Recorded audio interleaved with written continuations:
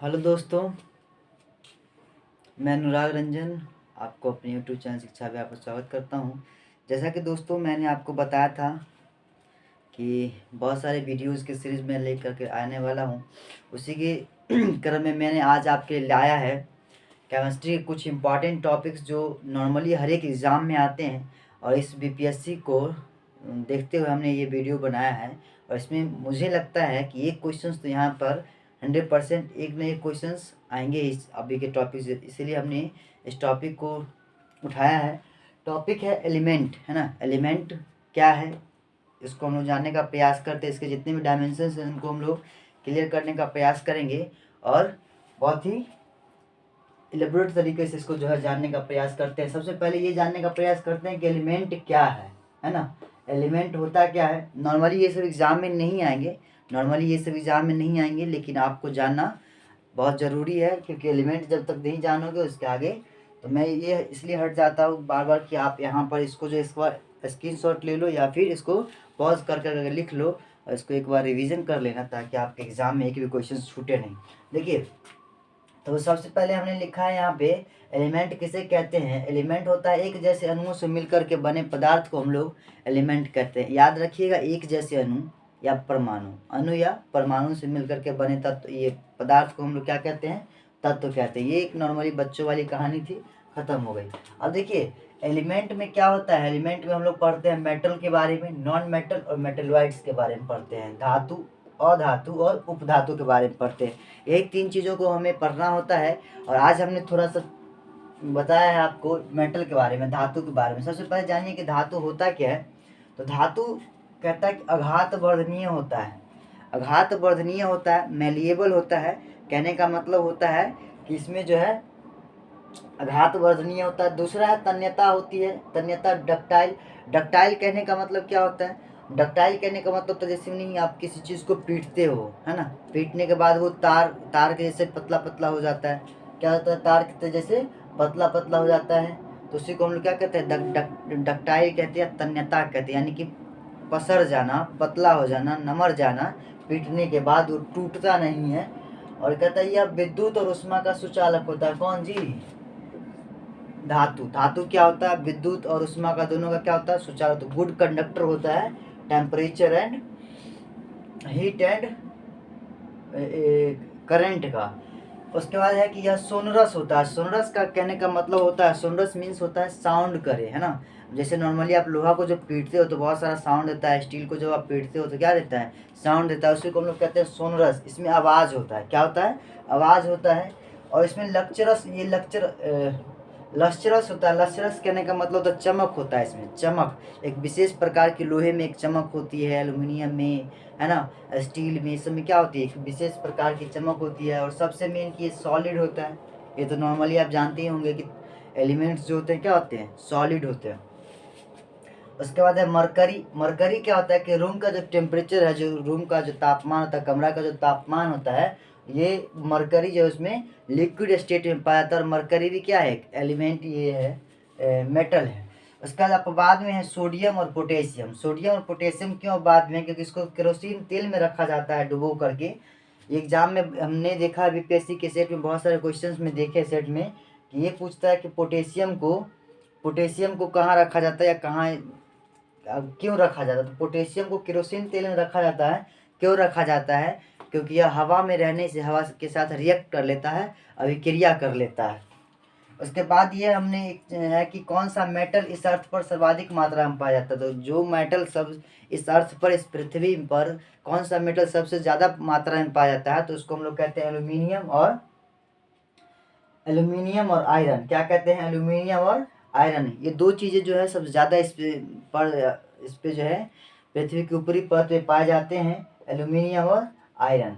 Iron क्या होता है उसके बारे में जानिए। आयरन जो है, आयरन के 2 एस्क होते हैं। इसका एक का है नाम हेमेटाइट और दूसरे का नाम है मैग्नेटाइट। हेमेटाइट और मैग्नेटाइट के बारे में जानिए। ये 2 एस्क होते हैं किसके, लोहा के।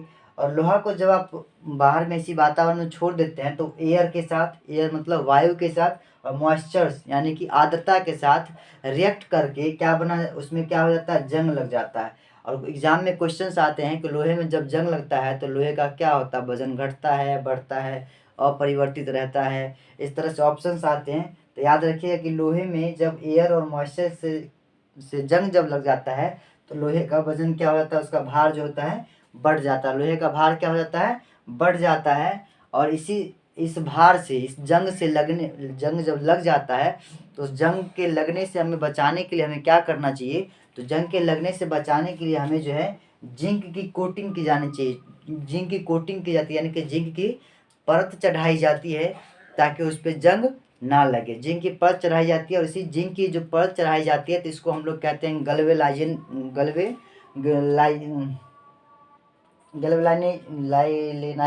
हाँ जी, गैल्वेलाइजेशन कहते हैं, या हिंदी में जस्तीकरण कहते हैं। क्या कहते हैं, गैल्वेलाइजेशन या जस्तीकरण कहते हैं। तो ये मैंने आपको बताया कि इसको बचाने के लिए क्या किया जाता है। याद रखिएगा, एग्जाम में हमने एक सेट में ये भी देखा था कि लोहे को जंग से बचाने के लिए क्या किया जाता है, तो उसको जिंक की परत चढ़ाई जाती है। क्या चढ़ाई जाती है, जिंक की परत चढ़ाई जाती है और इसी को हम लोग क्या कहते हैं, जस्तीकरण कहते हैं। तो इस नॉर्मली क्वेश्चंस में हमने बोर्ड के एग्जाम में भी देखा है, बहुत सारा क्वेश्चंस बोर्ड के एग्जाम में जस्तीकरण किसे कहते हैं। तो ये भी आप बता सकते हो कि लोहे को जंग से बचाने के लिए लोहे को जंग से बचाने के लिए उस पर जिंक की परत चढ़ाई जाती है, उसी को हम लोग क्या कहते हैं, जस्तीकरण कहते हैं या फिर गैल्वेलाइजेशन कहते हैं। तो ये हमने बताया आपको। अब इसको क्या कीजिए, आप लोग स्क्रीनशॉट ले लीजिए ताकि आपको लिखने में सहूलियत हो जाए।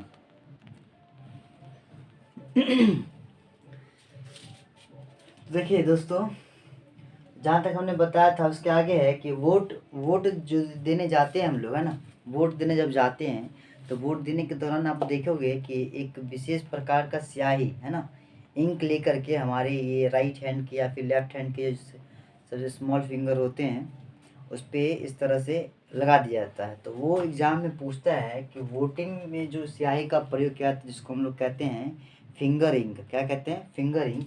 तो फिंगर इंक जो है किसका होता है, तो सिल्वर नाइट्रेट का होता है। ये मेटल का ही क्वेश्चन है ना, सिल्वर नाइट्रेट का होता है। और एक क्वेश्चन और होता है कि फोटोग्राफी में किसका प्रयोग किया जाता है। फोटोग्राफी में सिल्वर ब्रोमाइड का प्रयोग किया जाता है। किसका होता है, सिल्वर ब्रोमाइड का प्रयोग किया जाता है। ये दो क्वेश्चन ऑब्जेक्टिव के लिए बहुत ही इंपॉर्टेंट होते हैं किसी भी एग्जाम के लिए, है ना, इसको याद रखना है। और एक्वारेजिया कहने का मतलब होता है अम्लराज। नॉर्मली आप समझते हो हाइड्रोक्लोरिक अम्लराज कह देते हैं, लेकिन ऐसा नहीं है। अम्लराज जो होता है HCl की तीन मॉलिक्यूल और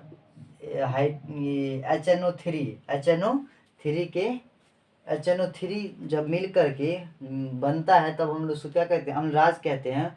और इस अम्लराज का प्रयोग क्या होता है, सोना चांदी को साफ करने में। आप देखोगे कि नॉर्मली गांव घर में आता है, वो कहता है कि साफ करवाइए, है ना, सोने चांदी के जेवरात साफ करवाइए। जो गंदगी रहते हैं वो इसी अम्लराज से साफ करते हैं। किससे साफ करते हैं, इसी अम्लराज से साफ करते हैं। सोने चांदी को साफ किससे किया जाता है, अम्लराज से किया जाता है। किससे किया जाता है, अम्लराज से किया जाता है।